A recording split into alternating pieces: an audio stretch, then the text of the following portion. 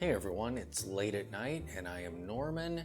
As watch nerds, we encounter all kinds of movements within our watches, and tonight I want to talk about some of the most common movement types that you'll encounter and the good and bad aspects of each of them. So let us begin.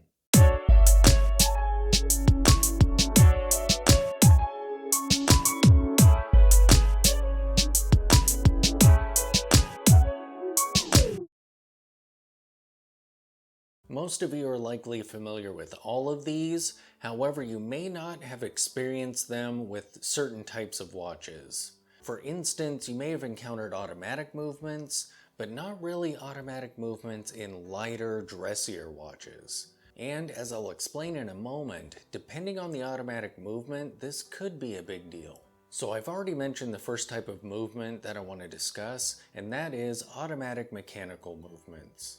The great thing about these movements is they just keep on going, as long as you're wearing them. Personally, I actually don't care for automatic movements in watches that I don't wear consistently. They're kind of like celebrities. You really have to give them all the attention or it just kills them. So for example, recently I've been choosing two watches to wear during the week, a dressy watch and a more sporty/tooly watch. If one or both of those watches are automatics and they aren't getting a ton of wrist time throughout the week, I will have to do the Seiko shake a few times a day just to keep that watch awake. Or I can unscrew the crown and manually wind it, although some movements, like Salida, aren't always happy with that. I actually had to send my Sandhurst in under warranty because something went wrong with the winding mechanism there. So be aware of that with some Salida movements. I also don't own any automatic watches that have power reserve indicators on them. I feel like that would be nice because then I could at least glance and see if it needs to be wound up. But yeah. So basically, automatics are great if you're wearing them exclusively. Just remember, nobody puts baby in a corner. Some things to watch out for with automatic movements. Movements such as Miyotas, as well as others, may have unidirectional winding rotors in them. Be aware that these can be loud and oftentimes you could feel them spinning, because one direction they spin freely and the other they wind the watch. This becomes really important if those movements are in light, dressy watches. I actually owned a watch with a Miyota in it that was a dress watch, and it was very loud. It sounded like two tin cans scraping against each other, and you can just feel the watch wiggling on your wrist pretty much all the time. It was actually so bad that I almost sent it into a watchmaker to see if they would remove the automatic works and just convert it into a manual winder. However, I've had similar movements in more sporty watches, dive watches and whatnot, and it's not a problem at all. The watches are heavier, the cases are a bit thicker. I didn't really hear the rotor or feel it too much. And speaking of manual winders, that is the next type of movement that I have on my list. Some people love manual wind watches because they love the daily routine of winding their watches.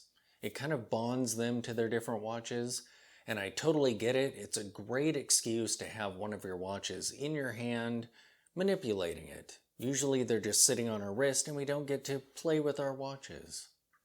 But you can with manual winders. However, personally, I am still terrified of inadvertently overwinding them. Manual wind movements actually stop once they're full. So once the watch is fully wound, if you're trying to continue to wind it, you could break the crown stem or something similar to that. So I'm always very cautious when I'm winding my manual wind watches. I kind of keep the crown a little bit loose in my fingers, so once it gets full, if I didn't realize that it was coming up on that, it'll just kind of slide between my fingers. I am a little bit paranoid. One cool thing about manually wound movements is you generally know how full the power reserve is on them. So if these are watches that you're not wearing constantly, but you do want to keep them awake, let's say in a situation like mine where I choose two watches, and maybe I want to keep the manual wind watch alive that week so I don't have to set it every time I pick it up. I generally know how full it is because I wound it that morning. I know it's going to last till the following morning. With automatic movements, I really have no idea. Unless I did manually wind it, then I know it's good for a day. but if I've had it on my wrist for a while, I really don't know how much my movement has wound it up. Also, these movements tend to be a bit thinner because they don't have the automatic works on the back. So they're great for dress watches and similar smaller pieces like that. The next movement type on my list is quartz. These type of movements killed many amazing companies in the 1970s, and there's a reason for it. If you've ever purchased a vintage quartz watch, you might know what I'm talking about, because generally they'll perform just as though they're new. They're still extremely accurate and they just work. I have a few super cheap quartz watches that are about 40 years old or so, and they're just working fine, like they're new. So these movements are perfect for watches that you don't really wear terribly often, but you want to be able to just pick them up and wear them. Quartz movements are extremely affordable and they can be extremely thin. So even an affordable quartz movement could be as thin as the thinnest mechanical watches in the world, and those watches are not cheap.